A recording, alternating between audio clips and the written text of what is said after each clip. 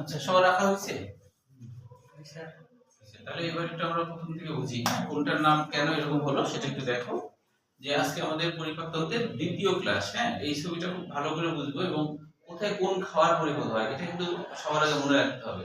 আর উদ্দীপকে এটাই বেশি আসে। ধরো এইভাবে বললো, এখানে চিহ্নিত করলো যে এই অংশের পরিপাক পদ্ধতি বর্ণনা করো। হ্যাঁ, তুমি তখন জানোই না যে কি পরিপাক হয়, তাহলে তো সমস্যা, তাই না? আবার এই অংশে কি পরিপাক হয় সেটা একটা বললো, আবার এই অংশে কোন খাবার পরিপাক হয় এটা আরেকটা বললো, ওয়াই অংশে কি পরিপাক হয়, যোজনার অংশে কি পরিপাক হয়, হ্যাঁ, এরকম ভাবে আসে। এই জন্য কোনটার নাম কি, কোথায় কি পরিপাক হয় সেটা কিন্তু খুবই দরকারি একটা বিষয়। তাহলে এখন হচ্ছে যারা চিহ্নিত করে হচ্ছে তারা খালি মনোযোগ দিয়ে শুনো, আর যারা চিহ্নিত করেনি তারা পরে করো, এখন বুঝে নাও, ঠিক আছে? সবাই এদিকে তাকাও, প্রথম থেকে আমি বলছি প্যারোটিড গ্রন্থি। তো আমরা তো জানি এটা হলো পরিপাকতন্ত্রের ছবি, তাই না? এটা হলো পরিপাকতন্ত্রের ছবি। পরিপাকতন্ত্র আর পৌষ্টিকতন্ত্র একই কথা। পরিপাকতন্ত্র আর পৌষ্টিকতন্ত্র, যে তন্ত্রে পুষ্টি তৈরি হয় তাকে বলা হয় পৌষ্টিকতন্ত্র, ঠিক আছে? আর পরিপাক মানে কি, যে পরিপূর্ণভাবে পাক করা, মানে কোনো খাবারকে সরল করা, এটাকে বলে পরিপাক।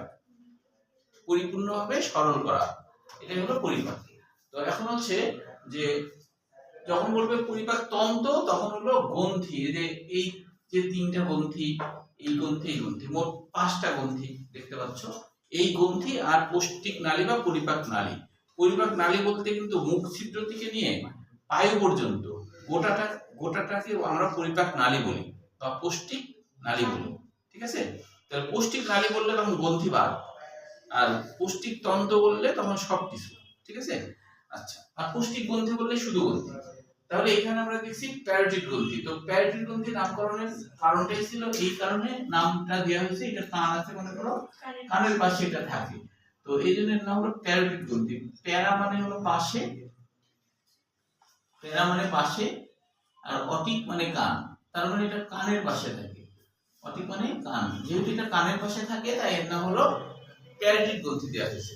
আর সাবলিঙ্গুয়াল কেন? সাব মানে নিচে বোঝায়, লিঙ্গু মানে লিঙ্গু, ল্যাটিন শব্দ লিঙ্গু মানে হলো জিহ্বা, ল্যাটিন শব্দ লিঙ্গু মানে কি জিহ্বা, তার মানে কি জিহ্বার পাশে, ও নিচে, সাব মানে নিচে, তাহলে কি লিঙ্গু মানে জিহ্বা, তাহলে জিহ্বার নিচে, জিহ্বার নিচে, ঠিক আছে?